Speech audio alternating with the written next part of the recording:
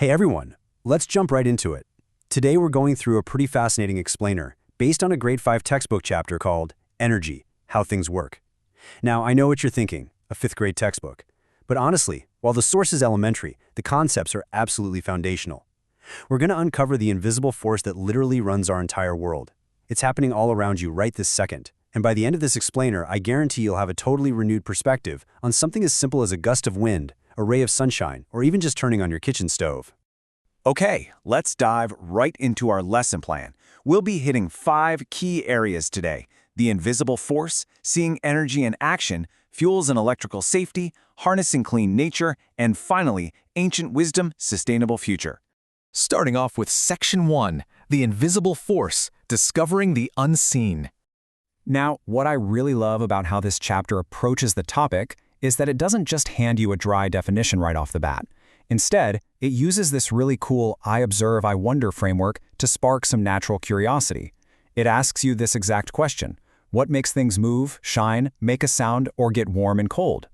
I mean, really think about it. You see food cooking and getting hot, you flip a switch, a light shines, you hear a dog barking down the street, or you see leaves blowing across your yard. Behind all of those seemingly completely different events, the movement, the light, the sound, the heat, there's actually one single, unifying answer. And that answer is energy. Energy is simply what makes things move, light up, produce sound, do work, and change temperature. That's the core of it. Energy is the reason literally anything and everything happens. It is the engine that makes our world active and functional. And to prove just how active energy is, the text drops this wild example from the animal kingdom. Did you know the Indian flying snake can glide through the air just by flattening its body? It's literally taking the energy from the food it eats and using it to physically change its shape so it can move through the air. It's incredible. From animals out in the wild to the screen you're staring at right now, energy is just constantly at work. Moving on to Section 2, seeing energy in action, hands-on experiments. So, the textbook makes a really smart pivot here. Because energy itself is invisible, we kind of have to look at the effects it has on the physical world around us to understand it. Let's look at this classic childhood experiment. You take an empty box, wrap some rubber bands around it, use a couple of pencils to prop the bands up like guitar strings, and then you pluck them. When you do that, the rubber bands vibrate and you get a sound.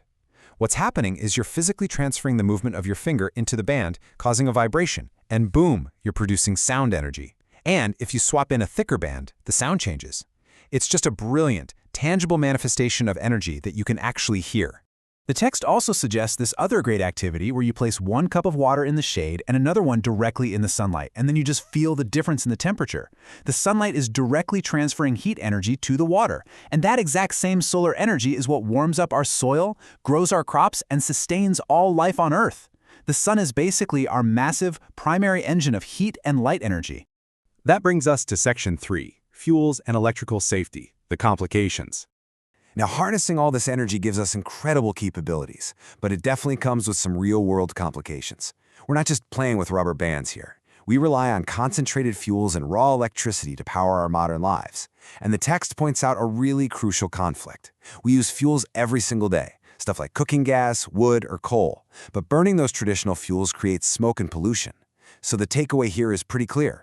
Yes, we absolutely need energy to cook our food and heat our homes, but the choices we make about which energy to use have a direct, undeniable impact on our environment. We really have to treat these resources carefully. And then, of course, there's electricity. It's immensely useful, but it requires an immense amount of respect. The text runs through some absolutely vital safety rules here as a sort of PSA. Never touch plugged-in wires. Keep objects out of sockets. Stay way back from fallen poles or broken wires. Don't play near transformers. And if anything ever looks sketchy or unsafe, tell an adult immediately. Energy is a very powerful tool, not a toy. Let's shift gears to Section 4, harnessing clean nature, the unpolluted power. This perfectly sets up the resolution to that pollution problem we just talked about. Because if burning fuels harms our air, where do we go next? Well, the answer is actually to look backward and forward to nature's clean sources: wind, water, and the sun. Now, what's really interesting about this is the evolution of it all. Humanity has been using the wind's kinetic energy to sail ships for thousands of years.